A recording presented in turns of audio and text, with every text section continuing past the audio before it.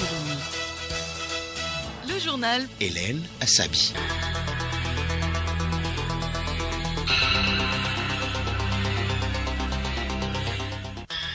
Mesdames et messieurs, bonjour et merci de nous rejoindre pour le grand journal de la mi-journée. Au sommaire, le Togo peut désormais répondre efficacement aux conséquences sanitaires et socio-économiques liées au coronavirus. Le pays vient de bénéficier d'un appui budgétaire de l'Union européenne au titre de l'année 2019-2020. Un premier décaissement d'urgence de plus de 6 milliards de francs CFA a été opéré hier. Les femmes de la préfecture du Golfe ont quant à elles bénéficié des dons de vivres ce matin. C'est pour leur permettre de bien célébrer la fête des mères dimanche prochain. La célébration ce 3 juin de la journée mondiale du vélo, elle a été instaurée par l'ONU afin d'encourager les États membres à investir davantage dans les besoins des piétons pour atténuer l'augmentation des émissions de gaz à effet de serre dues à l'accroissement de la population. Et puis sport football, du public au stade pour la reprise du championnat en Espagne dans une semaine. Le gouvernement étudie cette hypothèse avec du sérieux. radiolumi.tg. Mesdames et messieurs, une fois encore, bonjour. L'Union européenne et l'Allemagne soutiennent le gouvernement togolais dans la riposte contre la Covid-19. Elles ont mis à la disposition du ministère de l'administration territoriale, de la décentralisation et des collectivités locales un lot de matériel ce matin à Lomé, composé de 150 dispositifs de lavage des mains, 1500 flacons de détergent, 4000 affiches de sensibilisation et 15 clés USB. Ces matériels permettront aux 13 communes de faire face à la propagation de la pandémie du coronavirus. Nous y reviendrons. L'Union européenne vient également d'accorder un premier décaissement de 6,2 milliards de francs CFA au Togo dans le cadre de l'appui budgétaire au titre de l'année 2019-2020. Ce versement, initialement prévu pour novembre 2020, permettra au gouvernement togolais de répondre à l'urgence sanitaire et socio-économique causée par la Covid-19. La cérémonie de remise symbolique du chèque s'est déroulée hier à Lomé. Geneviève Bouillon.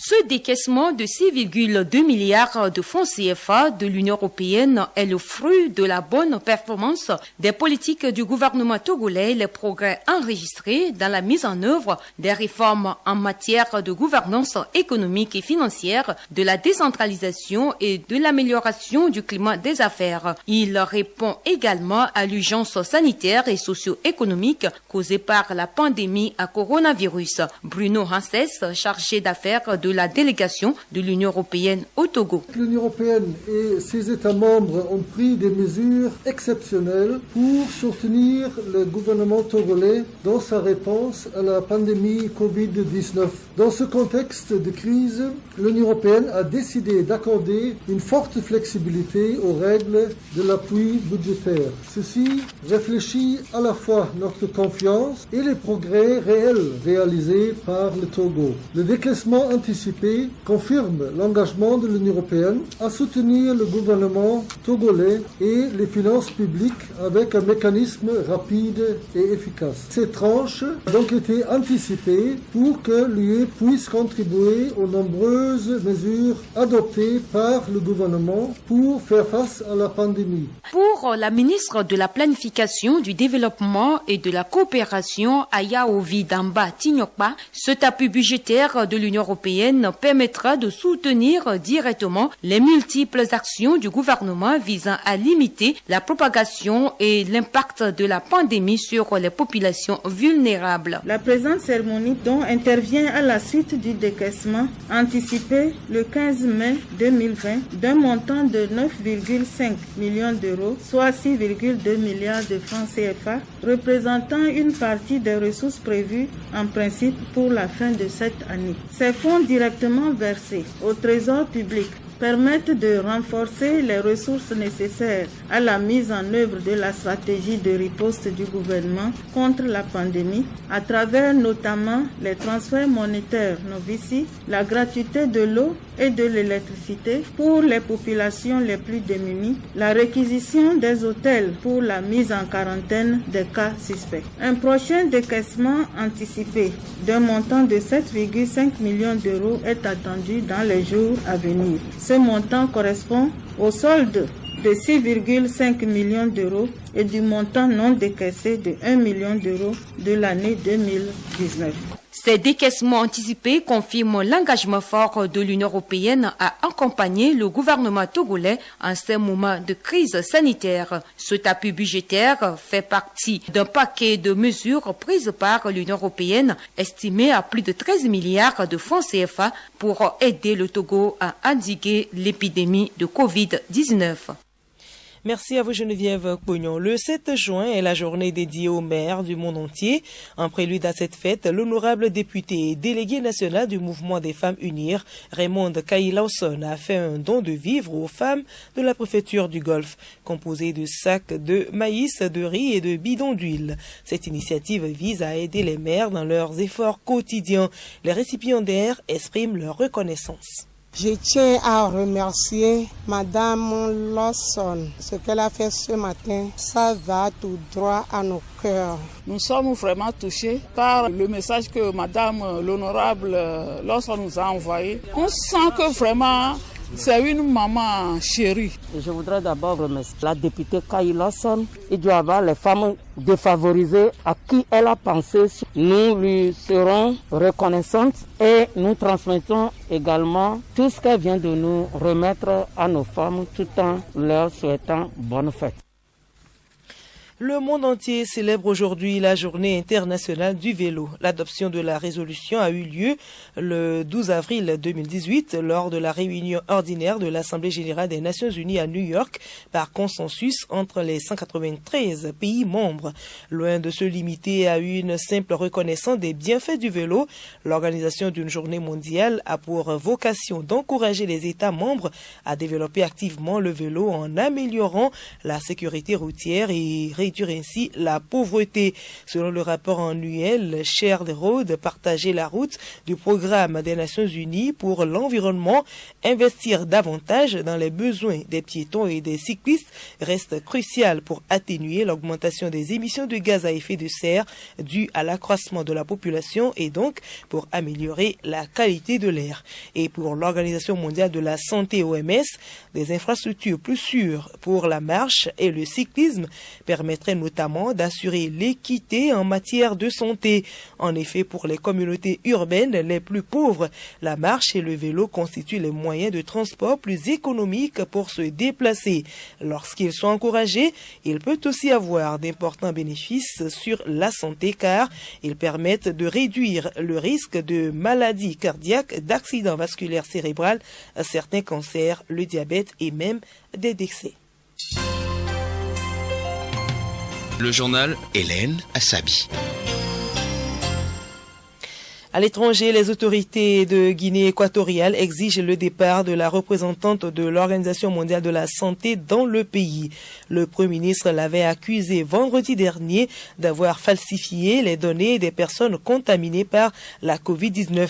La Guinée équatoriale a arrêté de publier les statistiques quotidiennes de l'évolution de la pandémie fin avril dernier, actualisant les chiffres de manière irrégulière. Les données avancées par l'OMS ont parfois dépassé celles publiés par le gouvernement, même s'ils sont aujourd'hui à nouveau identiques. Mort de George Floyd aux États-Unis, le pape François a jugé ce mercredi intolérable toute forme de racisme en réaction à la mort à Minneapolis de George Floyd, l'Afro-Américain de 46 ans. Il a aussi condamné les réactions de violence qui ont suivi en ajoutant que rien ne se gagne avec les réactions de violence. Constitution en Guinée et plusieurs organisations de la société civile dénoncent un hiatus entre le test approuvé par les Guinéens lors du référendum du 22 mars dernier et le test qui a été publié au journal officiel le 14 avril dernier. À la tête de cette fronde figure le barreau des avocats qui dénonce une délinquance juridique et demande le retrait de la loi fondamentale. Au total, 21 modifications ont été apportées. 2 changements retiennent l'attention de plusieurs juristes. La possibilité pour des candidats indépendants de briguer des mandats électifs et les attributions du président qui sont renforcées, le dotant ainsi des pouvoirs réglementaires. Écoutez Radio Lomé sur le web sur le www.radiolomé.tg. Santé Plus à présent, pendant que la pandémie du coronavirus fait son chemin avec des lots de morts, les industries du tabac et les industries connexes trouvent des tactiques systématiques, voire agressives, pour séduire la jeunesse. À la célébration le 31 mai dernier de la Journée mondiale contre le tabagisme, l'OMS promet renforcer les actions en aidant les pays à mettre en œuvre des interventions efficaces afin de réduire la demande des jeunes au tabac. Magazine Santé Plus relève donc les multiples conséquences du tabac dans l'organisme. Alice Berthe Barandao. Le tabac contient en général plusieurs substances nuisibles. La nicotine est l'une des substances chimiques qui rend la cigarette à la fois agréable à fumer et une indépendance. Outre la nicotine, le tabac contient plus de 4000 produits chimiques, dont plus de 50 000 d'entre eux peuvent augmenter le risque de développer une maladie grave, notamment les cancers. Le tabac a des effets nocifs sur toutes les parties du corps. Dr Kumako Vignon Kodjo, médecin neurologue au CHU Sylvanus Olympio à Lomé. Il y a des cancers de la lèvre, le cancer de la bouche, le cancer de l'œsophage, le cancer des voies nasales, on a le cancer de la gorge et du larynx, on a le cancer du foie, on a le cancer du col de l'utérus, on a le cancer du rein et de la vessie, on a le cancer de l'estomac, du côlon et du pancréas, le cancer des bronches et de la trachée et également des leucémies aiguës. En dehors des cancers, par exemple, si on prend les cheveux, il y a une décoloration et une mauvaise odeur que le tabac donne aux cheveux. Au niveau du cerveau, le tabac est un facteur de risque pour les accidents vasculaires cérébraux, hémiplégie. On a également une altération chimique du cerveau, c'est-à-dire, vous savez, tout ce qu'on fait, même la parole et tout, c'est des substances chimiques dans le cerveau qui nous permettent de les faire. Et donc, avec la consommation du tabac, il y a une altération de ces substances. Au niveau des yeux, on a également des cécités. Le tabagisme chronique entraîne une dégénérescence maculaire. On a également des brûlures au niveau des conjonctives qui entraînent des larmoiements et des clignements excessifs au niveau des yeux des fumeurs. Au niveau des dents, la consommation régulière de tabac entraîne un déchaussement. Les dents perdent de leur fixité au niveau de la gencive et ce qui entraîne secondairement une chute de ces dents. Secondairement également, la consommation chronique de tabac entraîne des caries dentaires. Et au niveau des gencives, au niveau des lèvres, ça devient de plus en plus noir. C'est très inesthétique. On a également des maux de gorge, une dégradation du goût, une mauvaise haleine qu'on appelle halitose. Au niveau du col de l'utérus, on a également une insuffisance ovarienne. Compte tenu du fait que les femmes fument actuellement, ces femmes seront des ménopausées prématurées avec toutes ces conséquences. On a également une anxiété liée au fait qu'on consomme le tabac, c'est-à-dire que les consommateurs de tabac, arrivé à un moment, la dépendance entraîne un état d'anxiété. C'est toute une liste de conséquences. Et je ne suis pas encore à la moitié. Également, une patiente qui est tabagique, qui a une blessure, met plus de temps à cicatriser parce que son système immunitaire n'agit pas aussi rapidement. Du coup, on est exposé à plusieurs maladies. Sur le système circulatoire, en dehors de la leucémie, il y a une maladie qu'on appelle maladie de Berger qui est également liée au tabac. Sur la peau, une personne qui fume chroniquement perd le teint de sa peau. On a un vieillissement prématuré. On a également des maladies vasculaires périphériques, c'est-à-dire les vaisseaux qui apportent du sang au niveau des doigts sont bouchés et donc ça entraîne des douleurs au niveau des doigts qui, si les vaisseaux se bouchent, entraînent une amputation des doigts ou de la main carrément. J'en viens aux oreilles. Une personne qui fume sur plusieurs années peut arriver à perdre l'audition. La personne peut devenir sourde. Nous voyons qu'il est très dangereux de consommer du tabac sous n'importe quelle forme, raison pour laquelle il est bien notifié sur les boîtes de cigarettes. Le tabac nuit gravement à la santé. Alors, à nous tous de faire le choix de fumer ou de ne pas fumer afin de préserver notre santé. À bon attendeur, salut.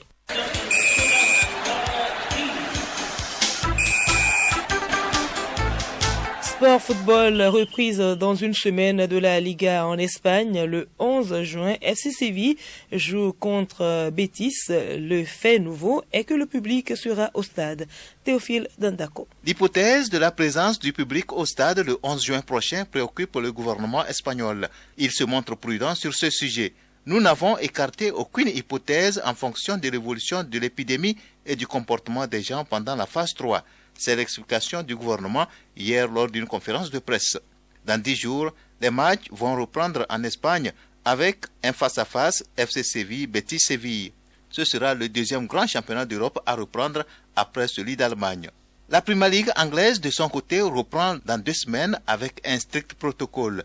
Les joueurs dont le test est positif cette semaine devront rester à l'écart du reste de l'équipe pendant 14 jours. Les acteurs de ligue seront testés 2 fois par semaine jusqu'à la reprise du championnat. Le leader Liverpool entrevoit déjà son titre de champion d'Angleterre depuis mi-mars et l'arrêt prématuré de la Premier League. L'heure est alors venue pour ce club de se pencher sur les 9 derniers matchs qui restent à disputer. Il s'agit des rencontres de prestige face à ses poursuivants, Manchester City, Chelsea ou encore Arsenal, mais aussi des matchs pièges face à des équipes mal classées. À l'arrêt du championnat, voici le podium. Premier, Liverpool 82 points. Deuxième, Manchester City 57 points. Troisième, Leicester 53 points. De la nécrologie pour terminer, c'est l'anniversaire ce 3 juin du crash de l'Hongrie en Sierra Leone. Le 3 juin 2007, en effet, alors que les éperviers avaient battu la Sierra Leone dans le cadre des éliminatoires CAN 2008, l'hélicoptère qui transportait une délégation togolaise a fait crash. 22 passagers, dont 13 Togolais, y avaient trouvé la mort.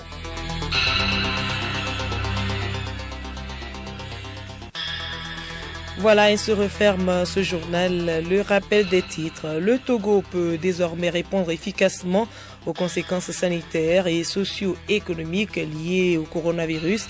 Le pays vient de bénéficier d'un appui budgétaire de l'Union européenne au titre de l'année 2019-2020.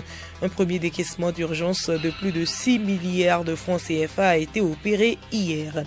Et puis les femmes de la préfecture du Golfe ont quant à elles bénéficié des dons de vivres ce matin. C'est pour leur permettre de bien célébrer la fête des mères dimanche prochain. Nous poursuivons avec la sensibilisation au coronavirus et c'est avec Juliette Camden.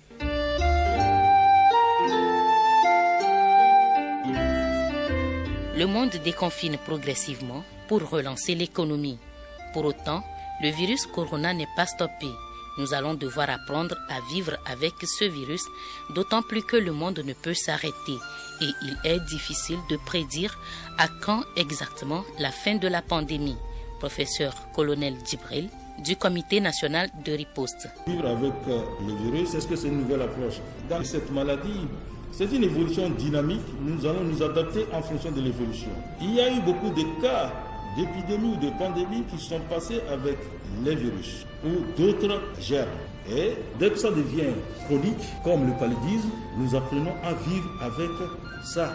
Et actuellement, les seuls remèdes que nous avons, c'est les mesures barrières. Or, nous ne pouvons pas nous confiner indéfiniment. Donc, c'est les mesures barrières jusqu'à ce que ce virus disparaisse parce qu'il y a eu le cas de SARS qui a fait la même chose mais qui a disparu. Ou bien jusqu'à ce qu'on trouve un vaccin. Ou bien jusqu'à ce qu'on trouve un traitement. C'est pour cela qu'il faut qu'on vive avec le virus, c'est-à-dire qu'on peut vivre avec actuellement, tout en respectant les mesures barrières, jusqu'à ce qu'on trouve une solution, comme cela a été pour les autres maladies. Au Togo, il y a eu des théories de pic de cas. Qu'en est-il?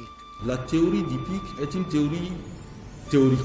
Parce que c'est quand les premiers cas sont là, il y a des cas contacts, qui ont des cas contacts, et qui vont se multiplier pour arriver, ce qui veut dire qu'il n'y a pas eu d'autres contaminations. Maintenant qu'il y a plusieurs contaminations interhumaines, en fait ça s'auto-entretient. Donc on doit avoir plusieurs pics. On peut se dire qu'on arrive à un pic qui est en train de descendre, dès qu'il y a une autre poche, un autre foyer, l'autre montée va recommencer pour atteindre encore la fin. C'est pour ça que dans notre stratégie, nous essayons d'étouffer les foyers. Quand il y a un certain seuil de cas dans un canton, on encercle le canton, on screen tout le canton, on extrait les cas positifs pour qu'on puisse. Donc la notion de pic est une notion théorique. Dans ce cas particulier, on doit avoir soit un plateau, soit plusieurs pics parce qu'il y a une contamination interhumaine qui continue. Pour ce qui est des comités préfectoraux, ces comités préfectoraux ont eu les moyens et ces comités préfectoraux, tous les jours, nous envoient des rapports. Actuellement, on a plus de 3000 personnes qui sont en confinement dans les préfectures, qui sont des voyageurs. Et ceci explique l'augmentation parce qu'il faut qu'on finisse tous ces cas. Or, la plupart de ces cas sont des cas positifs. On prélève là-dedans, on analyse et puis on surveille. C'est après le 14e jour, quand on analyse, on ne trouve rien qu'on peut libérer la personne. Donc, ces comités préfectoraux participent à la fois à la gestion de sensibilisation, mais aussi à la fois à la gestion des cas, l'aspect curatif, parce que toute la préfecture est représentée à l'intérieur. N'ayons jamais assez d'observer les mesures barrières. Le coronavirus ne prévient pas.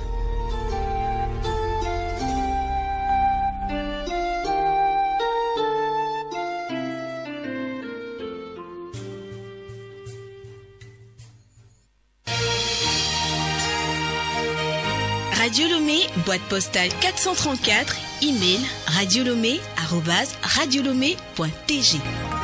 radiolomé.tg